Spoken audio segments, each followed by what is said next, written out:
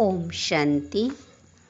आज हम बाबा के 7 मई 2025 के साकार वाणी के महावाक्य सुनेंगे।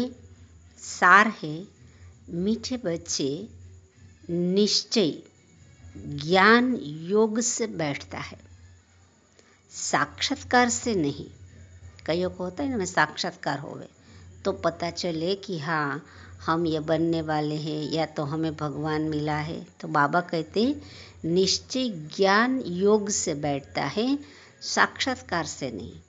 साक्षात्कार की ड्रामा में नोंद है, बाकी उससे किसी का कल्याण नहीं होता। साक्षात्कार तो भक्तों को भी हुआ, लेकिन बाबा साक्षात्कार से कोई तुम्हारा कल्याण नहीं होगा। कल्याण होगा, बाबा कहते, ज्ञान और योग से। बाबा प्रश्न पूछते, बाप कौन सी ताकत नहीं दिखाते, लेकिन बाप के पास जादूगरी अवश्य है। बाबा कौन सी ताकत नहीं दिखाते, लेकिन बाप के पास जादूगरी अवश्य है। उत्तर, मनुष्य समझते हैं भगवान तो ताकतमंद है, वह मरे हुए को भी जिंदा कर सकते हैं।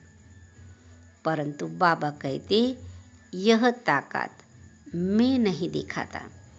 बाकी कोई नवदा भक्ति करते हैं तो उन्हें साक्षात्कार करा देता हूँ। जैसे मीरा ने साक्षात्कार किया तो बाबा कहते वो नवदा भक्ति माना, एक जिस इष्ट देव को मानते उससे सेवा किसी को भी अपने मन बुद्धि दिल में नहीं लाते, उसको कहते नवदा भक्ति। हर चीज़ भगवान के आगे रख कर फिर खाते पीते। तो बाबा कहते ऐसी भक्ति करते हैं तो उनको मैं साक्षात्कार करा देता हूँ। यह भी ड्रामा में नोंद है। साक्षात्कार कराने की जादूगरी बाप के पास है। बाबा जादूगर है, लेकिन कौन से? सबको साक्षात्कार कराने की जादूगरी बाप के पास है।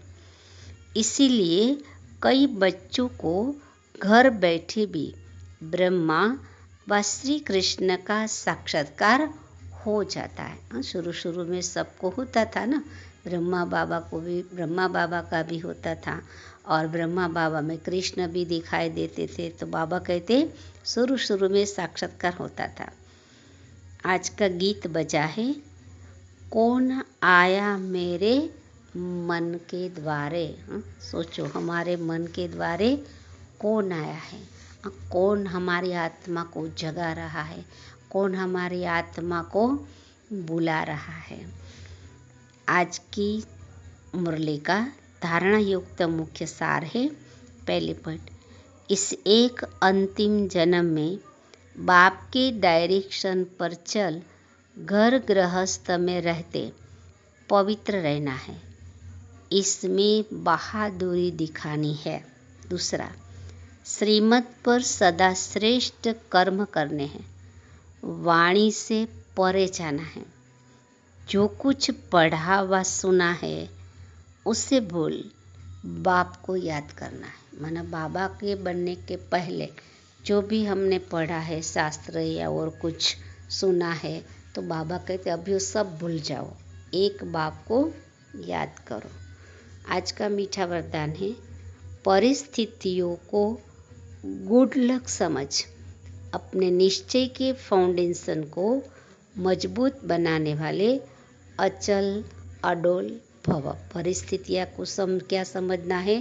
गुड लक, माना मेरा भाग्य बनाने के लिए आई है, तो उसमें हमें निश्चय रखना है और निश्चय के फाउंडेशन को मजबूत कर अपनी स्थिति को अचल अडोल बनाना। विस्तार है, कोई भी परिस्थिति आए तो आप हाई जंप दे दो, क्योंकि परिस्थिति आना भी गुड लक है। यह निश्चय के फाउंडेशन को मजबूत करने का साधन है। आप जब एक बारी अंगद के समान मजबूत हो जाएंगे तो यह पेपर भी नमस्कार करेंगे। पहले विकराल रूप में आएंगे और फिर दासी बन जाएंगे।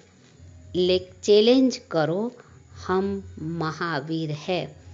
जैसे पानी के ऊपर लकीर ठहर नहीं सकती, ऐसे मुझ मास्टर सागर के ऊपर कोई भी परिस्थिति वार नहीं हो सकती। स्वस्थिति में रहने से अचल अडोल बन जाएंगे।